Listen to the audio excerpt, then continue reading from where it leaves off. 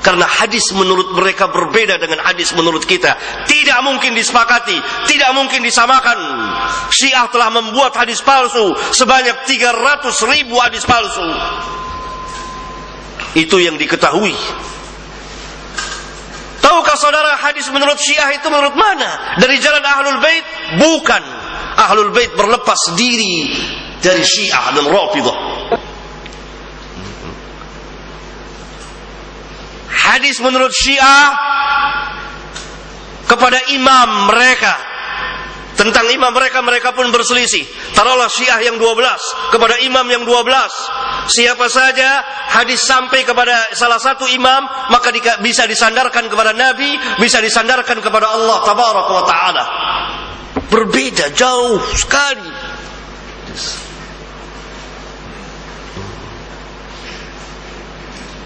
Yang kedua, kemudian dalam menjelaskan penjelasan kita hadis-hadis dhaif, hadis-hadis maudhu. Salah satu amal yang munkar itu, terbitnya bid'ah itu, terbitnya kemungkaran, terbitnya kesyirikan, disebabkan salah satu adalah munculnya lahirnya hadis dari hadis-hadis palsu. Dari hadis-hadis palsu. Tawassul. Terus apa lagi? Banyak sekali. Nanti akan saya jelaskan. Iya. Iya. Tawassul ya. Tawassul. Tawassul yang bid'ah. Ada yang enggak bid'ah ya? Tawassul ada yang tidak bid'ah, yang masyru'.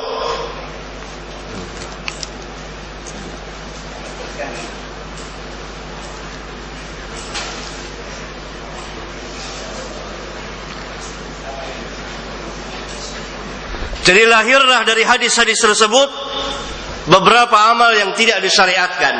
Tapi tidak berarti kalau ada amal itu disyariatkan lalu hilang amal itu, tidak sama sekali. Tapi di sini adalah untuk membersihkan nama Nabi yang mulia sallallahu alaihi wasallam. Apapun perkataan yang disandarkan kepada Nabi sallallahu alaihi wasallam maka harus dibersihkan.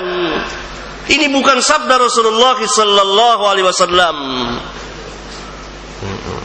Walaupun perkataan itu memang ada, tapi ini penyandaran kepada Nabi sallallahu alaihi wasallam. Ini yang harus kita pahami.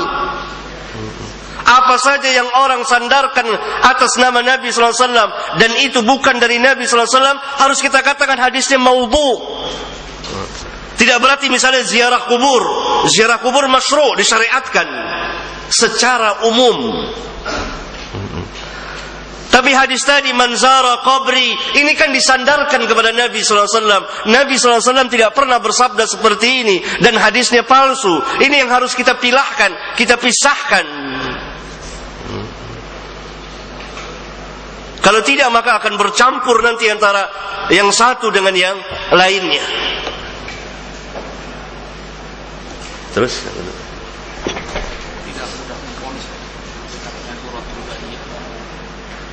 enggak tahu, saya enggak tahu. Lainnya. Laulaka lima khalaqtu aflak. Barangkali itu yang ditanyakan. Ini hadis maudhu dan sangat batil sekali. Dikatakan oleh para ulama. Dan Nur Muhammad tidak pernah ada. Di mana riwayatnya orang-orang zindik yang membuatnya? Yang diciptakan nur dari nur malaikat sebagaimana dikatakan dalam hadis sahih riwayat Imam Muslim. Walhasil harus jelas, harus ada kejelasan, harus ada isnad.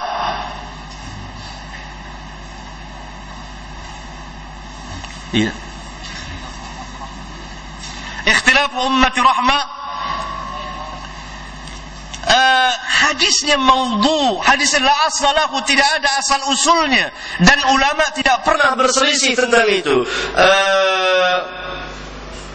Maaf barangkali saudara tidak paham antara perselisihan ulama dengan hadis ini. Yang kita bahas adalah hadis ini, ikhtilafu ummati rahmah. Ini bukan sabda Rasulullah SAW dan bukan hadis. Dan para ulama tidak pernah berselisih mengatakan bahwa ini la aslahu. Kita tersebut ya, rahmatul ummah fi ikhtilafil a'imah.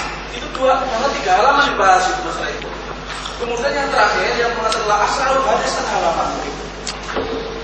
Ini perlu kita cek lagi di perutol akhlak ini. Tidak ada.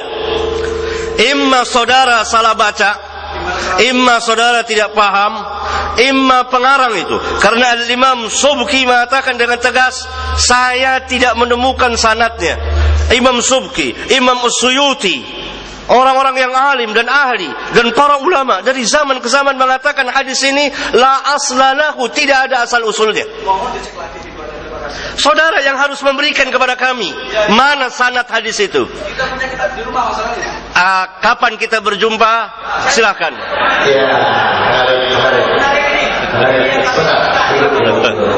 Ya, Khusus masalah hadis ini saya minta yakni isnad dari jalan hadis itu.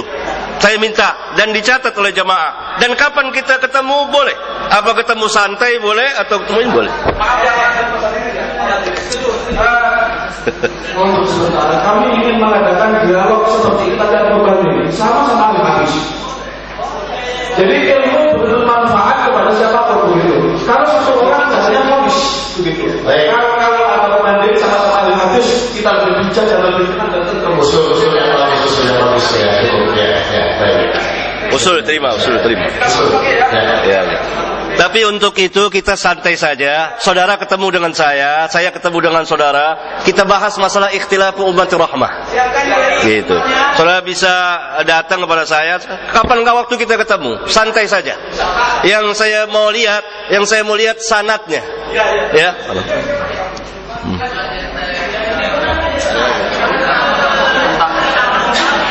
Tentang profilnya. Saya manis. Kemarin merevisi. Yang tenang Pak. Kita bahas ilmu di sini Pak. Bahas ilmu ini. Bahas ilmu. Begini saudara, sudah sering dulu pertemuan pertama dia. Saudara merdeka. Saudara bebas, hurriyah. Saya mengungkapkan di sini, saya membahas soal saudara setuju nggak setuju, itu hak saudara. Gitu. Tidak ada paksaan dan dengan kepala dingin, tenang saja, hal biasa ini terjadi. Itu hal biasa, iya kan? Iya. Jadi begini, segala sesuatu, ya, Masalahnya kadang-kadang jadi luar biasa. Ini kadang-kadang yang berbeda dengan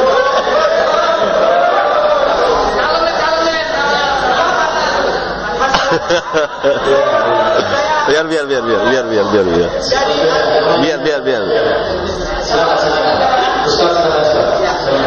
Jadi masalahnya, kalau masalah ini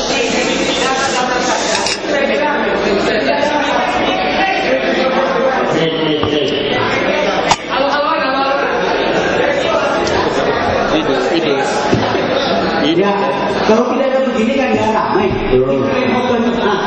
Ya, kita diskusi. Kalau nggak ada saya diskusi nggak ramai. Benar nggak? Yang pertama, saya sampaikan. Saya mulai tadi ingin menyampaikan dalam forum ini memang harus ada kembali. Satu. Kemudian yang kedua, hal-hal yang terkait dengan masalah takfir dan mensyirikkan umat itu hati-hati. Saya kira itu. Sekira saya potong, saudara potong saya potong lagi. Iya, biasa aja, santai. Biasa. Jadi ini juga kesalahpaham.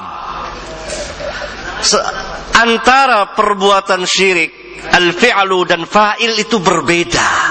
Saya katakan perbuatan ini syirik, tidak langsung memponis orangnya, karena barangkali orangnya belum tahu.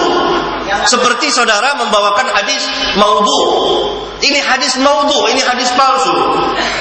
Saudara belum tahu, tidak langsung diponis saudaranya. Demikian juga perbuatan tawassul menurut i'tiqad saya, keyakinan yang saya yakini, ini syirkul akbar.